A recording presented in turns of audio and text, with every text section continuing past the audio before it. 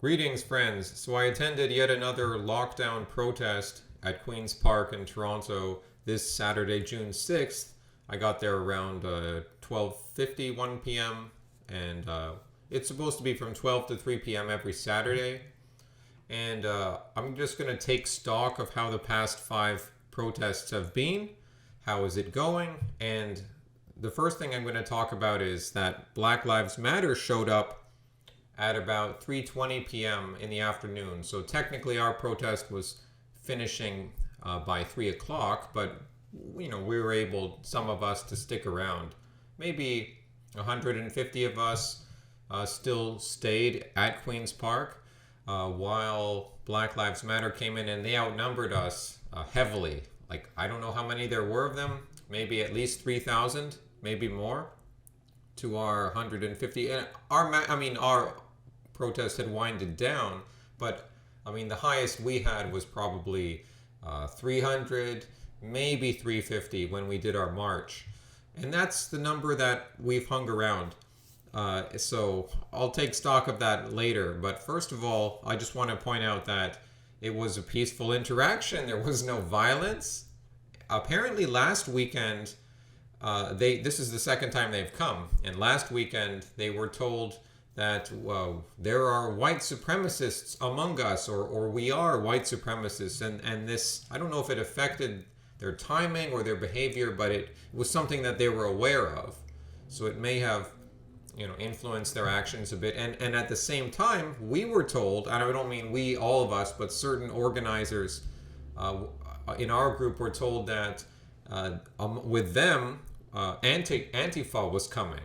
So, oh boy, it's ominous. I think we were asked, some of the police asked some of the organizers, like, hey, can you, not like kicking us out of here, but like, can you, you might want to wrap this thing up, and because, Antifa are coming, and so we want to avoid a tense situation. But this weekend that didn't happen, because obviously we had known what had happened from the weekend previously, so it's like, you're not going to scare us twice.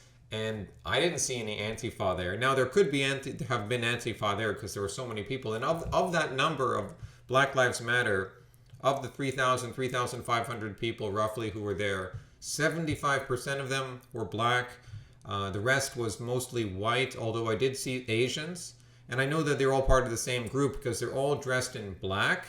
A lot of them are wearing the mask, probably a black mask. So I don't know. That's an interesting thing too. There's a lot more mask wearing in this in their protest group, but I don't think they're really so big on the whole virus thing. That's sort of like that's not their issue. So but it's an interesting thing to notice. But yeah, it was peaceful. There was no problems. There wasn't too much of an interaction that I saw. I was only there 45 minutes before I left. So God forbid if something happened after I left. But the roughly 45 minutes to an hour before because I'd been there already a few hours, I'd marched, like I was ready to go home. And I felt kind of like maybe a little on edge because I didn't go into the midst of them. And there were a lot of signs among them saying like 400 years of oppression in Canada, like playing up the oppression thing. So that's, when you see a sign like that and you're a white person, that's a sign you should be careful around. But many of them just had signs that say Black Lives Matter, and that's fine. And I got several comments from people. Two of them were white guys, but I think they were with this BLM movement. And although there were two like black girls that commented also on my AntiMedia sign, so they liked that angle because like that's what's good. You go to the source, which is the media, not the source of everything, but they're the mouthpiece for these globalists. They're controlling people's, they're manufacturing consent. So why? And people on the left can sympathize with that, at least some of them, which is good. But at the same time, I'm not going to like go into their midst because I was sort of keeping on the margins a little bit. And before I went back to just hang out with my crowd, which was in a certain, part of the park, obviously. It's not like we were just together, but we were clearly all there. And there was some, minor, mingling going on. And but when I was there briefly, closer to their group on the edge, not long after they arrived, suddenly they all started kneeling down, and I didn't know they were going to do that because I couldn't really hear what their speakers were saying because their speakers were like, it's a big group and a loudspeaker can only travel so far. And so that was an interesting moment, like seeing them all kneel down there. And I'm just glad I wasn't standing like further in there. Like obviously I wouldn't have gone into their midst, but that can put you in an interesting position when you they do that and they do the fist in the air. So it's just a different, like, I mean, you can't say that we don't do our own things. Like, you do see references to God in our group, and you might see a cross sometimes near where the speaker is. So it's not overt, but there is some, okay, we have some Christian aspect. I'm not saying everyone, but there is that element among us, and there's singing "O Canada" or celebrating our rights and freedoms, that kind of tradition. Maybe that gives us more of an identity, but with them, and that's like they have their own different behaviors, their own. I don't want to call either of our groups a cult, but because that's not entirely fair. But they have a much more regimented. Like we're not so easily cookie cutter. I don't want to call them cookie cutter, but they do have like they're more uniform appearance. That's undeniable. They have more uniform appearance in how they dress but yeah, I'm not so I'm just glad it went well, and I mean we're certainly willing to have dialogue. I was talking with some people in our group, and they were saying, well, we should all be working together because we all realize that we want something positive. We want some change, and I can agree with that. We all want something positive, but I don't want to sound like too cynical. I mean, I wish we do have other races amongst us, but it's only about 5% of our group is black. There are some blacks. There are some East Asian stock Canadians amongst us, but most of them are probably born here. I don't know if we have really like too many immigrants, but then most of the people in Black Lives Matter, they're probably born here too. I don't think too many of them are immigrants. And so there's some possibility for dialogue, but I don't know how far that's going to go, because if they're moving in a communist like direction, like making the state stronger, now maybe they would disagree with that. Some of them, if they want to defund the police and all, like, I don't know. So maybe not all of it's communist, but that's going to be a bit of a problem for having. I mean, you can still have a respectful dialogue, but I just don't know how you're gonna work with people like when. So I have to be careful what I say, but I'm just saying, talking about the political philosophy, like maybe they don't have a unified political philosophy. I don't really know, because you're just seeing a different group of people. And it's true that we're mostly white. I mean, we're mostly 95% white. A lot of our group isn't even in Toronto. A lot of this is just showing you the demographic issues of being in a big city like Toronto, where there's a lot of people coming out from the city to protest the lockdown, like white Canadians, non-white Canadians. But a lot of us come from out of town. I can't say exactly, but at least a quarter to maybe a third are coming in. Like, I've talked to some guy from Sarnia, from Newmarket. There was another guy from Maple. Some of those places are in the GTA. Some of them are not in the GTA. I mean, Greater Toronto area. So, and another thing I noticed is a lot of the BLM. It's like they have less signs than us, so they're more on point. Like a few big messages. I can't speak of experience because I haven't observed them very much, but I've seen them several times now, and they, like, less of them per person are likely to have a sign than us. With us, we're like sign carrying people are very common. Like 1 out of every 2 of us probably has a sign, or even more, like 2 out of every 3.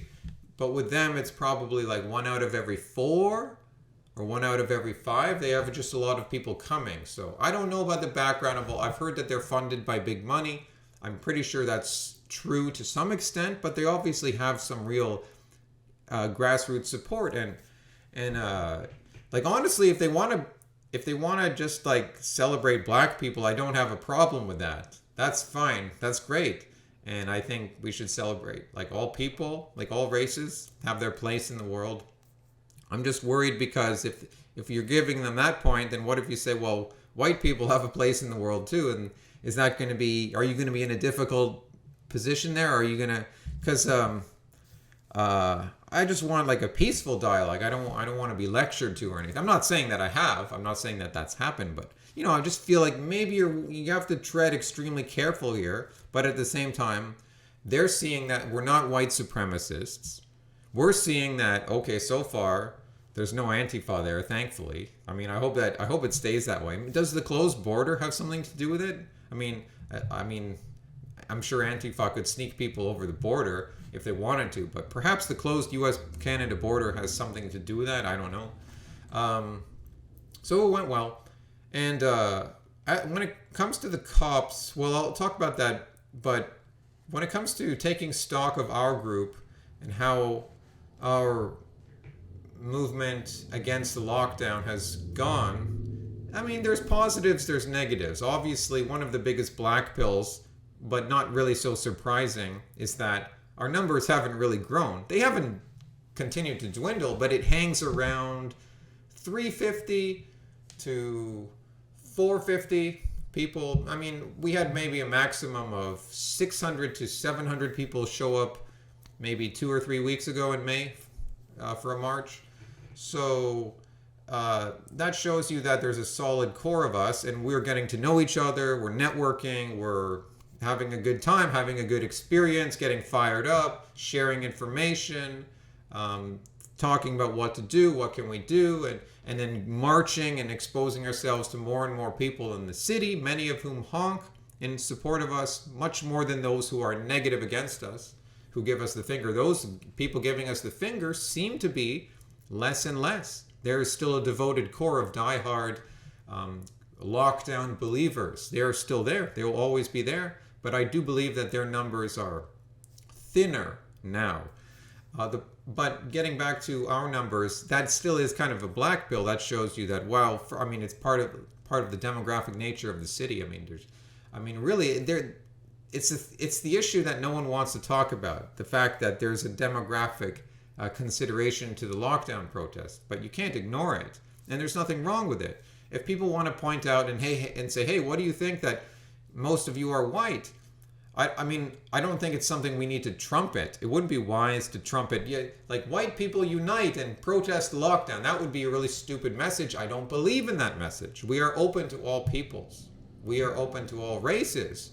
But, okay, so if it happens that there are more white people showing up at these lockdown protests, besides pointing out that we do have some other races joining us, but there's nothing to be ashamed about that our gathering happens to be one group that can reflect different circumstances, and different, race is a real thing, and we have different cultures. So it's not surprising that would happen. So there's nothing to be ashamed about. We could say, yeah, so what? That would be the simple response, I'd say. If anyone asks you about that and they point that out to you, you just say, well, yeah, so what? What's your, it's not, the burden of argument is not on you to justify it. They have to justify why they have a problem with that.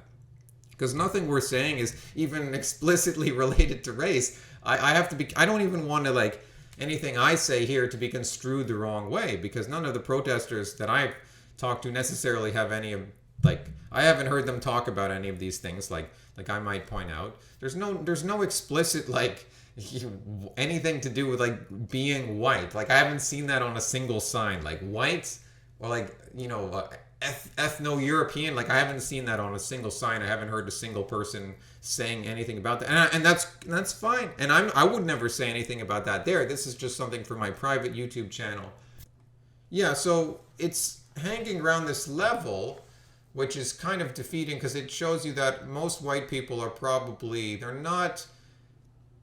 don't really care either way. They're just sitting on the fence. Most white people, most Canadians, non-whites too, in the city and around, they probably are just sitting on the fence. Maybe they don't know, or they do know, but they just don't really care. And that's kind of a black pill, because it would take lots of more hardship for them to come out. And I think another reason that this is sort of stagnating is that the government is reopening parts of Ontario. So especially outside of Ontario, apparently they're doing a phased reopening, which is total, this is stupid, and it's a completely nonsense policy, and they're helter-skelter, they're all over the place. You don't know what they're doing, but they're basically dragging their feet.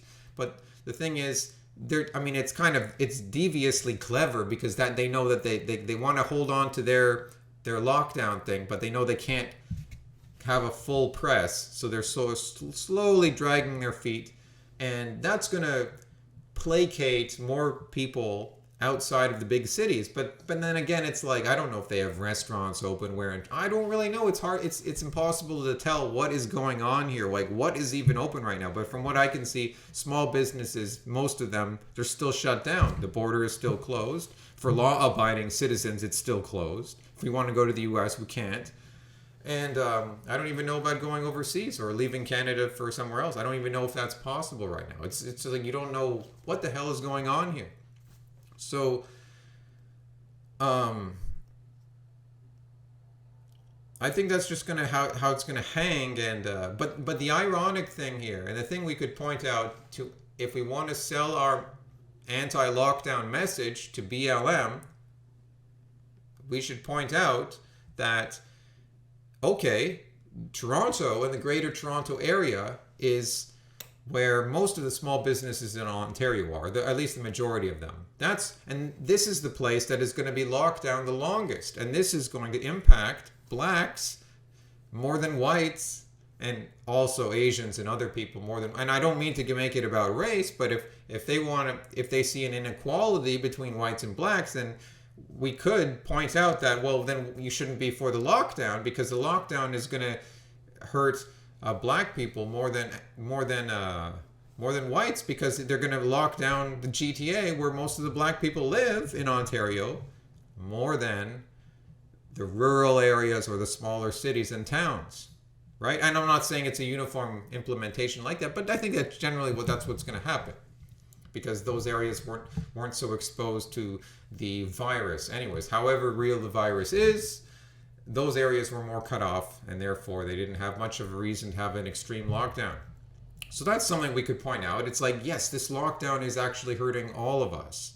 It's hurting blacks, whites, Asians, everyone. But yes, the government chooses who they want to help, and so it's not entirely always fair, what the government policy, it's unequal to. But overall, it still has impacted all of us negatively, except for the very few ruling class and the people in their nice houses, nice condos, who have, lots of money saved away, and or can work from home, and they just don't care.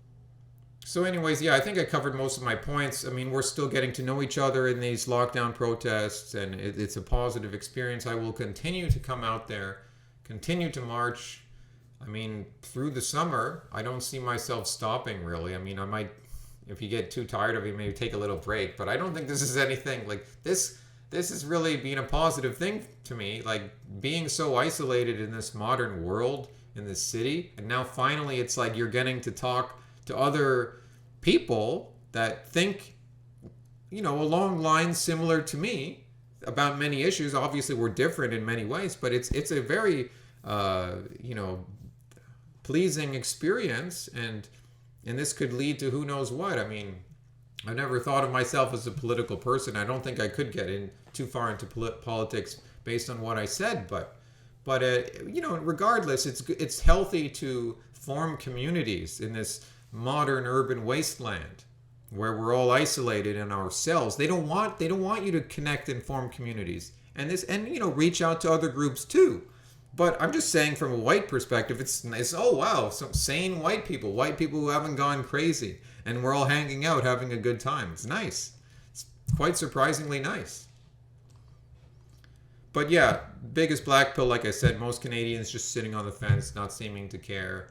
That's why we probably still will fall into I hate to say it, a totalitarian government. That is probably still coming.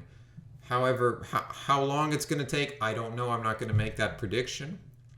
But that you have to evaluate strategy. I'm trying to evaluate strategy. So you don't just be you can be stoic in your philosophy and say, I'm just going to take it whatever. I'm not going to submit to this. I'm going to go down, over my cold dead hands, or what I'm trying to say. They will never break you on the inside. Whatever they want to do, with this crazy vaccine, or taking away all, even more freedoms than they've already taken away, or doing whatever terrible diabolical thing they want to do with their one world government. It's like, okay, you can have the stoic, like, all right, you can never destroy my soul. Yes, but you can also evaluate strategy. And strategy, this battle in Toronto, it's like, it's not surprising that, okay, we're heavily outnumbered here. We can work with these people though, so that's a positive. But it's going to take the rest of the province and the rest of the country to get the word out, network with people, talk to people, and I think over time that will change the consciousness in the country. I do think so. White, black, Asian, whatever. And by the way, but just to conclude the video, because this is important.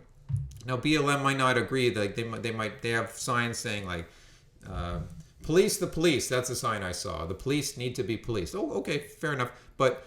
And I don't have a strong opinion on the police, which is good because I mean not good, but I don't have much to say because I don't have much interaction with the police. Generally in my life in Toronto, I've had very few interactions with any police. And I generally try to keep my distance from them, but I wouldn't even know where I would encounter them. Where would I encounter the police in the city? But having been at this protest for 5 weeks now, the police there have actually been pretty good to us. I gotta say, they've gone out of their way to make sure that no traffic hits us when we're marching. They do a good job, and the bike cops clear the way for us. They've never done anything rude to us that I've seen. Now there are some strange stories I've heard. Possibly some cops, gave us misinformation about Antifa, and maybe they also misinformed the other groups that we were white supremacists. I don't know. But there was even an occasion where I was shouting my, tirade against the local media outlet, which I hate, called CP24, because it's all over the place, and they're the dumbed down globalist mainstream government, a mouthpiece for the government is essentially what they are. And I was shouting something about how they suck, and the Asian bike cop right a few feet away from me said, "I agree." I was like, "Oh, that's cool. And by the way, about 50% of these cops assigned to our protests are of East Asian stock. Not that I'm trying to make everything about race. I'm just making my observations.